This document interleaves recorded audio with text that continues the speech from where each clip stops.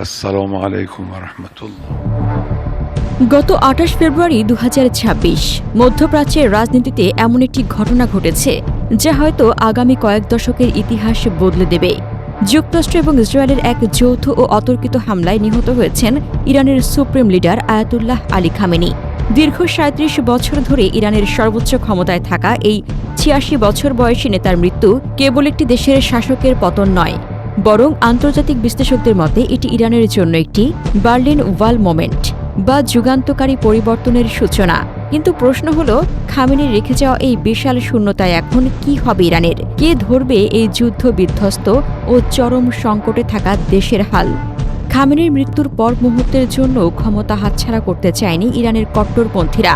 যুদ্ধের এই ডামাডোলের মধ্যেই ইসরায়েলি হামলার ভয়ে সরাসরি বৈঠক না করে অনলাইনে ভোট গ্রহণের মাধ্যমে তড়িঘড়ি করে ইরানের নতুন সুপ্রিম লিডার হিসেবে ঘোষণা করা হয়েছে আলী খামেনির ৫৬ বছর বয়সী ছেলে মোস্তফা খামেনিকে। মোস্তফা কখনোই প্রকাশ্যে কোনো বড় পদে ছিলেন না, কিন্তু পর্দার আড়ালে তিনি ছিলেন অত্যন্ত ক্ষমতাধর।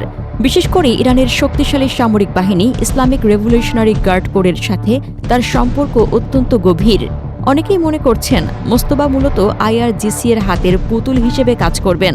সংস্কারপন্থীদের আপত্তি থাকা সত্ত্বেও চরমপন্থীরা প্রমাণ করতে চেয়েছেন যে খামেনির আদর্শ কোনোভাবেই মুছে যাওয়ার নয়। মোস্তফা খামেনি এমন এক সময় ক্ষমতা গ্রহণ করলেন যখন ইরান আক্ষরিক অর্থে একটি ভয়াবহ যুদ্ধের ভেতর দিয়ে যাচ্ছে। আমেরিকা ও ইসরায়েল একের পর এক হামলা চালিয়ে ইরানের সামরিক অবকাঠামোকে পঙ্গু করে দেওয়ার চেষ্টা করছে। মার্কিন প্রেসিডেন্ট ডোনাল্ড ট্রাম্প ইতিমধ্যেই মোস্তফা খামেনিকে অগ্রহণযোগ্য বলে ঘোষণা করেছে এবং তার ক্ষমতা গ্রহণকে স্বীকৃতি দিতে অস্বীকৃতি জানিয়েছে। জবাবে ইরানও বসে নেই। তারা ইসরায়েল এবং মার্কিন মিত্র উপসাগরীয় আরব দেশগুলোর তেল ও পানি স্থাপনায় হামলা চালিয়েছে। এর ফলে বিশ্ববাজারে তেলের দাম ব্যারেলে $১০০ ছাড়িয়ে গেছে।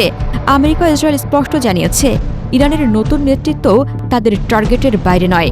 খামেনির মৃত্যুতে ইরানের ভেতরেও এক মিশ্র প্রতিক্রিয়া দেখা যাচ্ছে। একদিকে রাষ্ট্রীয় শোক চলছে, অন্যদিকে অনেক মানুষ গোপনে এই মৃত্যুর উদযাপন করছে বলে খবর পাওয়া গেছে। দেশের অর্থনীতি ধসে পড়েছে, আর সাধারণ মানুষের ক্ষোভ যে কোনো সময় বড় ধরনের গণ অভ্যুত্থানের জন্ম দিতে পারে। তবে সবচেয়ে বড় শঙ্কার জায়গাটি হল ইরানের পারমাণবিক কর্মসূচি। সাম্প্রতিক হামলায় তাদের অনেক পারমাণবিক স্থাপনা ক্ষতিগ্রস্ত হলেও তাদের হাতে এখনও অস্ত্র তৈরির মতো উচ্চমাত্রায় সমৃদ্ধ ইউরেনিয়াম রয়েছে। বিশ্লেষকদের ধারণা, মোস্তফা খামেনি তার ক্ষমতা সুসংহত করতে এবং পশ্চিমাদের আটকাতে সেই কাজটি করতে পারেন যা তার বাবা করে যেতে পারেননি, আর তা হল সরাসরি পারমাণবিক বোমার বিস্ফোরণ বা পরীক্ষা। আয়াতুল্লাহ আলী খামেনির মৃত্যু মধ্যপ্রাচ্যের ক্ষমতার ভারসাম্যকে পুরোপুরি নাড়িয়ে দিয়েছে। মোস্তফা খামেনি ক্ষমতা পেলেও তিনি একটি আহত এবং কোণঠাসা ইরানের দায়িত্ব পেয়েছেন। একদিকে আমেরিকার মতো পরাশক্তির চাপ, অন্যদিকে দেশের ভেতরের ক্ষত। এই দুয়ের মাঝে দাঁড়িয়ে মোস্তফা কি পারবেন তার বাবার মতো লৌহ কঠিন হাতে দেশ চালাতে, নাকি খামেনির শূন্যতায় পতন ডেকে আনবে বর্তমান ইসলামী প্রজাতন্ত্রের? উত্তর লুকিয়ে আছে আগামী কয়েক মাসের রক্তক্ষয়ী ঘটনাবলীর ভেতর।